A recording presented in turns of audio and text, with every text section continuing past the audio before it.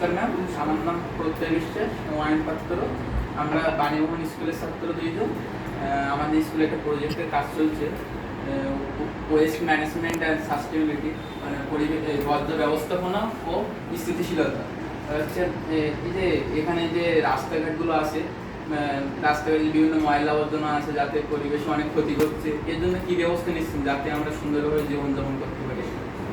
আমাদের যে অঞ্চলে রাস্তাঘাটের যে ময়লা, এটা আমাদের রেগুলারই আমাদের কনজারভেন্সি স্টাফরা পরিষ্কার করে, মজদুর ভাইরা সকাল প্রত্যেক দিনেরটা করে। আর বেলার দিকে আমাদের 100 ডেজের ওয়ার্কার্সরা কাজ করে। আমরা সেই ময়লাগুলোকে নিয়ে কী করি, আমাদের কম্প্যাক্টার স্টেশন আছে, সেই কম্প্যাক্টার স্টেশনে সেগুলোকে আমরা রাখি। যেগুলো পচনশীল সেগুলোকে তাড়াতাড়ি করে নিয়ে ওটাকে ডেস্ট্রয়েড করা হয় তোমার কম্প্যাক্টার স্টেশনের মাধ্যমে।